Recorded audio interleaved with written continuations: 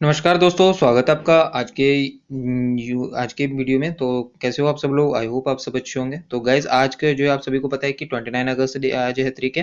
तो आज किसके रूप में दिवस मनाया जाता है? तो नेशनल स्पोर्ट्स डे के रूप में आज जो है मनाया जाता है। ठीक है, तो याद रखेंगे कि जो है कि किसको ध्यान में रखते हो तो मेजर ध्यानचंद जो है, इन्होंने जो है ये ओलंपिक में जो है गोल्ड मेडल जीते थे, याद रखेंगे। ठीक है, थी ओलंपिक गोल्ड मेडल जीते थे इन्होंने, मेजर ध्यानचंद। इनको जो हॉकी का जादूगर के भी कहा जाता था। ठीक है, आइए फर्स्ट क्वेश्चन देखते हैं आज की वीडियो का। तो आज की वीडियो स्टार्ट करने से पहले वीडियो को लाइक कर दें और चैनल को सब्सक्राइब कर दें। ठीक है, तो ज़्यादा टाइम वेस्ट ना करते हुए आपका आइए वीडियो स्टार्ट करते हैं। फर्स्ट क्वेश्चन हमारे पास, जो भारत की सर्वाधिक महत्वपूर्ण मिट्टी कौन सी है?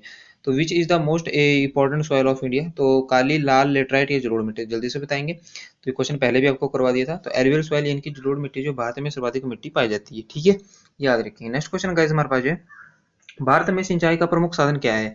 तो which is the most important means of the irrigation in India? तो नहरें हैं, तालाब हैं, कुएं हैं, ये नलकूप और कुएं हैं? जल्दी से बताएंगे। तो इसे कॉमन सेंस का क्वेश्चन है, तो ऑप्शन नंबर डी इसका सेंस हो जाएगा। ऐसे भी क्वेश्चन आपसे पूछे जाएंगे जो बिल्कुल थोड़े से कॉमन सेंस के क्वेश्चन होंगे और आपसे जो है वो थोड़े इजी वे भी क्वेश्चन होंगे। तो याद रखें, नलकूप और कुएं इसका सेंस हो जाएगा। तो 46% जो है भारत में जो है 46% जो है यहीं से जो है सिंचाई जो है की जाती है। ठीक है, नेक्स्ट क्वेश्चन हमारे पास जो हिमालय की श्रेणी में जो है यहाँ पे बताना है कि जो निम्नलिखित श्रेणियां हैं, यहाँ पे बताना है कि हिमालय की श्रेणी में कौन सी प्राचीनतम है। यहाँ पे ये नहीं पूछा है कि भारत सबसे प्राचीनतम कौन सी है पर्वतमाला। तो यहाँ से सिर्फ ये पूछा है कि हिमालय की श्रेणी में कौन सा प्राचीनतम है। विरेद हिमालय श्रेणी है, शिवालिक श्रेणी है, धौलाधार श्रेणी है, ये निम्न हिमालय श्रेणी है? तो जल्दी से बताएंगे। ग्रेटर है, ये शिवालिक है, ये धौलाधार है, ये लोअर है? तो इसका सही आंसर क्या हो जाएगा? तो इसका सही आंसर हमारे पास क्या हो जाएगा? तो ग्रेटर हिमालय इसका सही आंसर हो जाएगा। ऑप्शन नंबर ए इसका सही आंसर हो जाएगा। ठीक है, इसी श्रेणी में कौन कौन सी जो हाईएस्ट पीक पाई जाती है, कौन कौन सी है? माउंट एवरेस्ट है, जिसके बारे में मैंने आपको कल भी बताया था कि एवरेस्ट नाम कैसे पड़ा। तो उसके बाद केटू है, ठीक है, जिसे गॉडविन ऑस्टिन के नाम से भी जाना जाता है। तो भारत की जो है, अगर पूछे भारत की सबसे लंबी चोटी कौन सी है, तो केटू है। और अगर पूछे कि तीसरी कौन सी है, तो तीसरी है कंचनजंगा। ठीक है, जो कहाँ पे है? ये सिक्किम में है, ये भारत की है। ठीक है, याद रखेंगे। नेक्स्ट क्वेश्चन है, who is the painter of the famous painting card Bharat माता? तो भारत माता नामक प्रसिद्ध चित्रकला के चित्रकार कौन थे? नंदलाल बोस थे, जमिनी राय थे, गंगेंद्र नाथ टैगोर थे या अविंद्र नाथ टैगोर थे? याद रखेंगे, जो भारत माता का चित्र बनाया था तो अविंद्र नाथ टैगोर जी ने बनाया था। ठीक है, इंपॉर्टेंट क्वेश्चन बन जाता है आपके लिए। ठीक है, नेक्स्ट क्वेश्चन गाइस हमारे पास जो है, who gave the slogan of the Simon commission go back? तो गो बैक साइमन कमीशन का जो स्लोगन किसने दिया था, ये नारा किसने दिया था? तो लाल बहादुर शास्त्री ने, लाला लाजपत राय ने, या लाला लाजपत राय ने, या भगत सिंह ने, या दयानंद सरस्वती जी ने? तो जल्दी से बताएंगे। तो इसका राइट आंसर क्या होगा? तो लाला लाजपत राय इसका सही आंसर हो जाएगा। Option number B. Lala Lajpat Rai को किस नाम से जाना जाता है? तो पंजाब केसरी के नाम से भी जाना जाता है। आपसे क्वेश्चन ये भी पूछ सकते हैं कि पंजाब केसरी जो है, पंजाब केसरी जो है किस नाम से जाना जाता है? पंजाब केसरी को किस नाम से जाना जाता है? तो लाला लाजपत राय जो है इनको जाना जाता है। ठीक है, नेक्स्ट क्वेश्चन गाइस हमारे पास, जो किस स्वतंत्रता सेनानी ने सत्यमेव जयते का नारा दिया था? जयप्रकाश नारायण ने, सुभाष चंद्र बोस ने, महात्मा गांधी पंडित ने, या मदन मोहन मालवीय ने? तो जल्दी से बताएंगे। तो सत्यमेव जयते का नारा जो है मदन मोहन मालवीय जी ने दिया था। ठीक है, नेक्स्ट क्वेश्चन गाइस हमारे पास, जो भारत में निम्नलिखित में से किस प्रकार की चट्टानें मैग्नीज का उत्पादन करती हैं? तो यहाँ पे से पूछा कि किस प्रकार की चट्टानों से जो मैग्नीज हमें उत्पन्न होता है, प्राप्त होता है?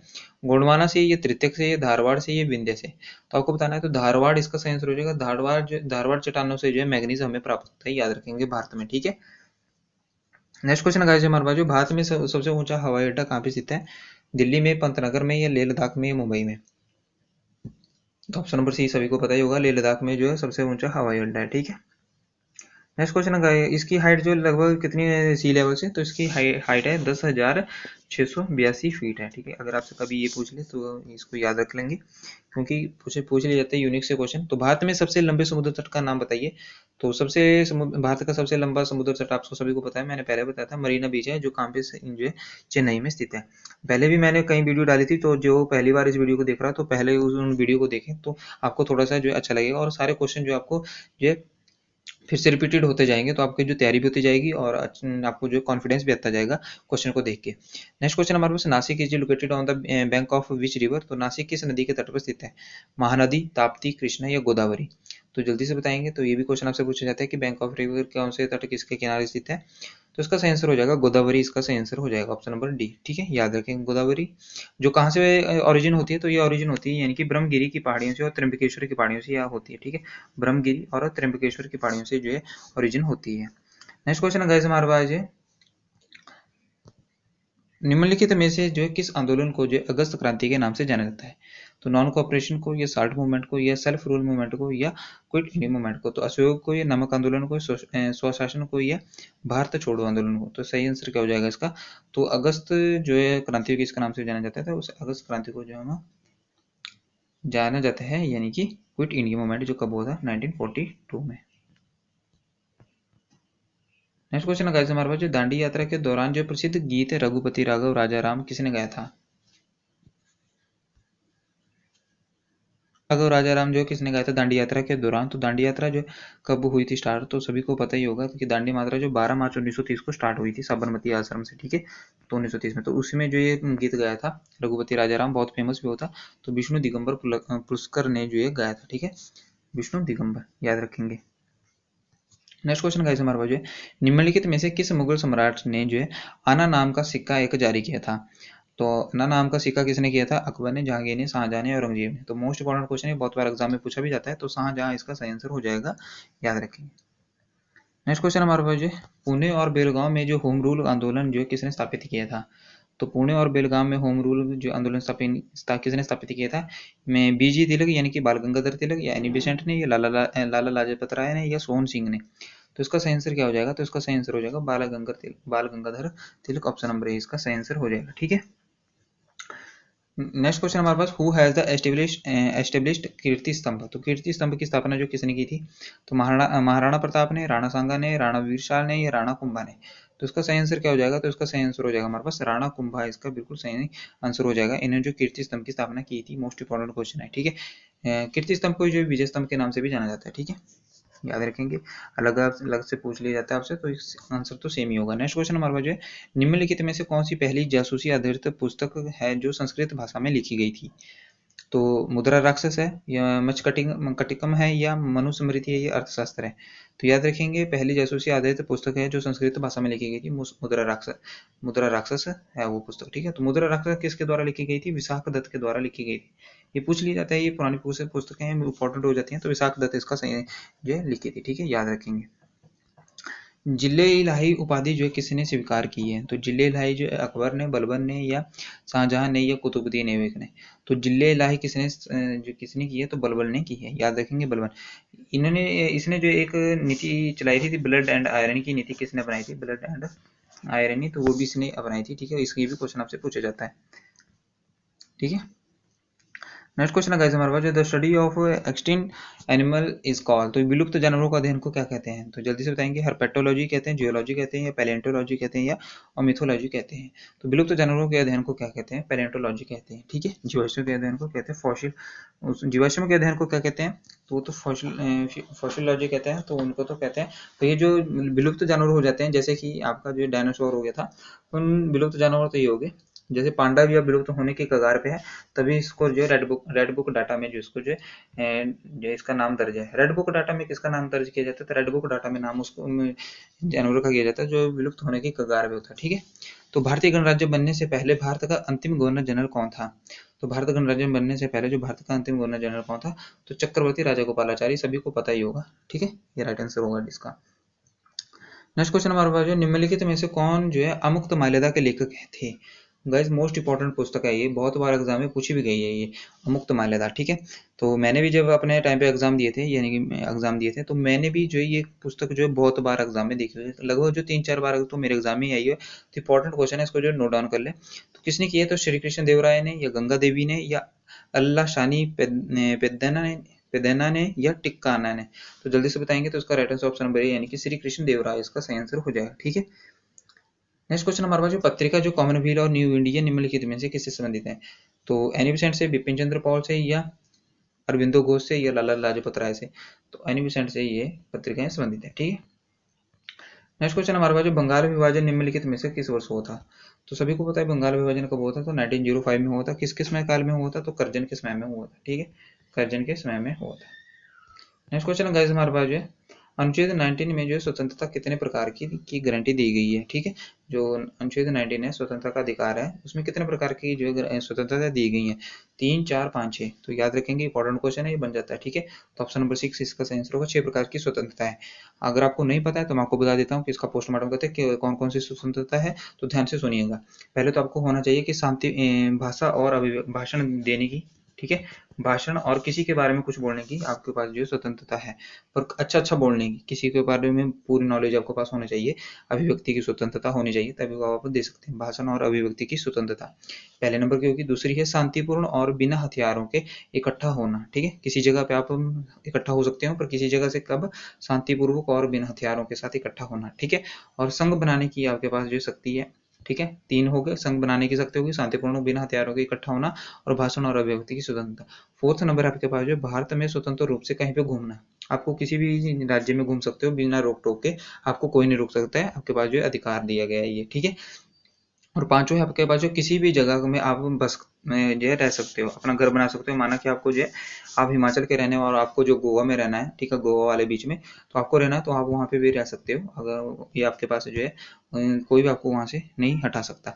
और सिक्स्थ नंबर की आपके पास है व्यवसाय और व्यापार करने की, कहीं भी आप व्यवसाय कर सकते हो, कोई भी व्यवसाय कर सकते हो और व्यापार कर सकते हो, ये आपके पास जो अथॉरिटी है, ठीक है, ये आपके पास अधिकार है।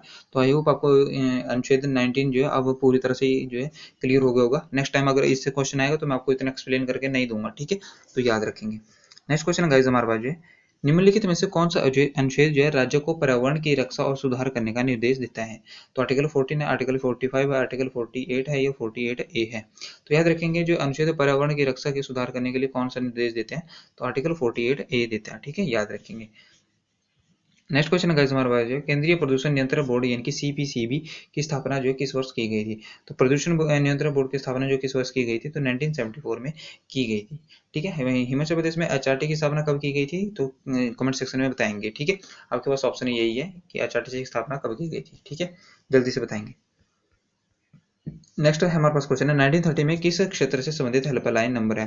तो 1930 यानी कि 1930 जो है किस क्षेत्र से हेल्पलाइन नंबर है? तो बाल श्रम से है, या बाल तस्करी से है, साइबर अपराध से है, घरेलू हिंसा से है, जल्दी से बताएंगे। इंपॉर्टेंट क्वेश्चन है गाइज, ये अभी आपका एग्जाम हुआ था, जो कहाँ पे एग्जाम हुआ था, ये पुलिस का एग्जाम हुआ था, चंडीगढ़ पुलिस का, उसमें ये क्वेश्चन पूछा गया था आपसे।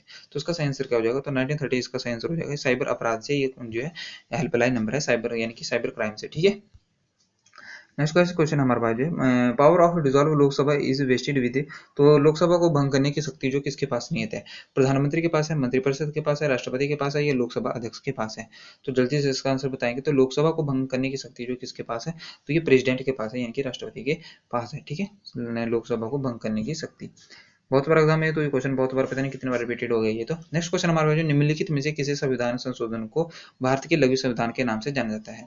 तो 7th अमेंडमेंट को, 42 अमेंडमेंट को, ये 44 अमेंडमेंट को, ये 73 अमेंडमेंट को। तो जल्दी से इसका आंसर बताएंगे। तो इसका राइट आंसर क्या हो जाएगा हमारे पास? तो इसका राइट आंसर हो जाएगा हमारे पास 42 अमेंडमेंट, जो कब हुआ था, 1976 में हुआ था, ठीक है। इसे लघु संविधान के नाम से भी जाना जाता है। नेक्स्ट क्वेश्चन गाइस हमारे पास है निम्न में से उच्चतम गुणवत्ता वाला कठोर कोयला कौन सा है? तो पीट है, लिग्नाइट है, बिटुमिन्स है, ये एंथ्रेसाइट है, जल्दी से बताएंगे। तो कौन है, इसका सही आंसर क्या होगा? तो उच्चतम क्वालिटी का कोयला कौन सा है, तो इसमें एंथ्रेसाइट है, याद रखेंगे, ऑप्शन नंबर डी। भारत में किस प्रकार का कोयला मिलता है? तो बिटुमिन्स भारत में जो है कोयला मिलता है, ठीक है। मैंने, अगर आपने स्टार्टिंग में वीडियो देखी तो मैंने आपको बताया कि भारत में जो कोयले के खाने कहाँ पे है, तो जल्दी से कमेंट सेक्शन में बताएंगे कि भारत के कोयले के खाने। आई होप आपको याद होगा, अगर याद नहीं है तो आप वीडियो को देखेंगे, जल्दी से कमेंट सेक्शन में आंसर आपको बताएंगे, ठीक है, जो मेरी वीडियो रेगुलर देखता होगा, ठीक है। नेक्स्ट क्वेश्चन हमारे पास जो निम्नलिखित में से कौन भारत में करेंसी नोट जारी करता है? पीएनबी, आरबीआई, या एसबीआई, या आईसीआई? तो जल्दी से बताएंगे। तो इसका सही आंसर क्या हो जाएगा? तो यहाँ पे अगर ऑप्शन देखिएगा तो वैसे तो इसका सही आंसर आरबीआई होगा, ठीक है। नेक्स्ट क्वेश्चन कैसे हमारे पास जो विश्व पर्यावरण दिवस जो कब मनाया जाता है? तो पर्यावरण दिवस कब मनाया जाता है? 5 जून को, 1 दिसंबर को, 5 अगस्त को, या 1 मई को? जल्दी से बताएंगे। तो इसका सही आंसर क्या हो जाएगा? 5 जून को जो है मनाया जाता है पर्यावरण दिवस। नेक्स्ट क्वेश्चन हमारे गाइस, नेक्स्ट क्वेश्चन हमारे पास भारतीय संविधान में पहला संशोधन किस वर्ष को किया गया था? 1947 को, 48 को, 51 को, या 1950 को?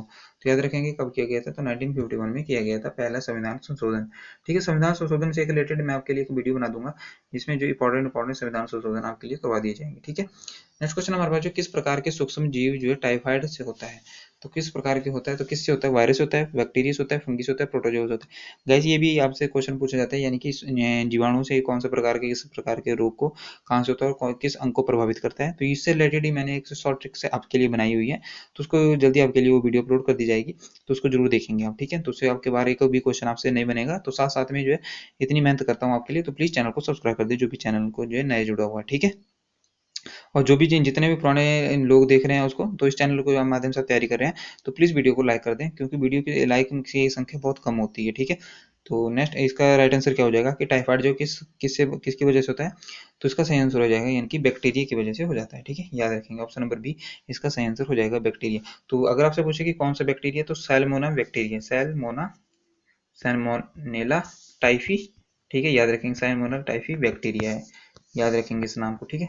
नेक्स्ट क्वेश्चन गाइस हमारे पास है, जब कोई बल जो है दो सतहों के बीच अपेक्षित गति का विरोध करता है तो उसे क्या कहते हैं। तो इस क्वेश्चन को हम इंग्लिश में देख लेते हैं, क्योंकि साइंस के क्वेश्चन जो मोस्टली जो इंग्लिश में समझ आते हैं। तो when a force resist the relative motion between two surfaces it is called, तो उसको क्या बोलते हैं, रेजिस्टेंस बोलते हैं, कन्वेक्शन बोलते हैं, फ्रिक्शन बोलते हैं, इंडक्शन बोलते हैं। तो इसका सही आंसर क्या हो जाएगा, फ्रिक्शन इसका सही आंसर हो जाएगा, ठीक है। तो गाइस ये थे आज के इंपॉर्टेंट क्वेश्चन। आई होप आपको वीडियो अच्छी लगी तो प्लीज वीडियो को जो है लाइक कर देना चैनल, और एक प्यारा सा कमेंट जरूर कर देना, ठीक है, और अपने दोस्तों के साथ जरूर शेयर करना, और सब्सक्राइब जरूर कर देना चैनल को। तो जय हिंद जय भारत, धन्यवाद। यहीं पे वीडियो समाप्त करते हैं, धन्यवाद। तो और अगर आपको इसकी जो है टेलीग्राम चैनल को ज्वाइन कर लेना बोलना है, क्योंकि उसका नाम है एच पुलिस 2023, तो उसको जाके ज्वाइन कर लें, सेम चैनल का लोगो लगा होगा वहाँ पे उसको ज्वाइन कर लें, ठीक है। तो यहीं पे वीडियो समाप्त करते हैं, धन्यवाद।